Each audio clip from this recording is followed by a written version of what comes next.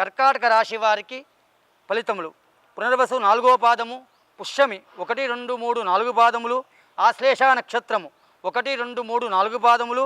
మరియు ఈ కర్కాటక రాశి వారికి ఈ సంవత్సరం గురుడు ఉగాది నుండి తామ్రమూర్తిగా మరియు సంవత్సరం వరకు సప్తమ స్థానంలో తామ్రమూర్తిగా, ఈ శని సంవత్సరము అష్టమ రజితమూర్తిగా, రాహుకేతులు రాజస్థానంలో చతుర్థ స్థానంలో సువర్ణమూర్తిగా సంచరిస్తున్నారు. గురువు పరిశీలించగా కర్కాటక రాశి వారికి పిదప గురు సంచారం వల్ల గత సంవత్సరం కంటే అన్నిటికన్నా అనుకూలంగా ఉండును. కర్కాటక రాశి వారికి గత సంవత్సరం కంటే అనుకూలంగా ఉండును. లాభస్థానము గురు సంచారం చేత సంఘం యందు కీర్తి ప్రతిష్టలు మరియు ముఖం యందు తేజస్సు పెరుగును. తలపెట్టిన అన్ని కార్యములు కూడా అనుకూలించును.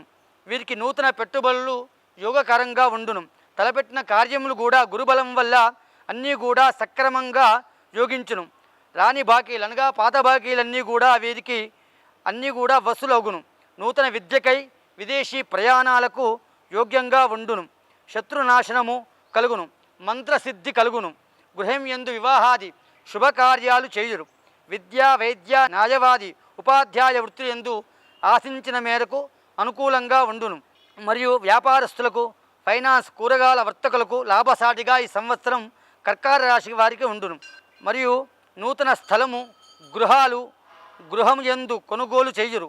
అయితే 8వ స్థానంలో శని సంచారం వల్ల చేయు దూర ప్రయాణముల విషయంలో 8వ స్థాన శని సంచారం వల్ల ఈ కర్కాటక రాశి వారు ప్రయాణ సమయంలో చాలా జాగ్రత్తగా ఉండవలెను.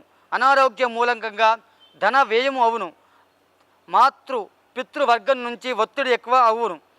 అనారోగ్య సూచనలు కూడా కలుగును. అపమృత్యు దోషం కలవు. చెయ్యు కార్యములు ప్రతి కష్టంలో సాధించరు. అనవసర ప్రయాణములు చేయకూడదు. వాయిదా వేసుకుంటే మంచిది. రాజకీయ నాయకులకు పదవి యోగ్య కలుగును.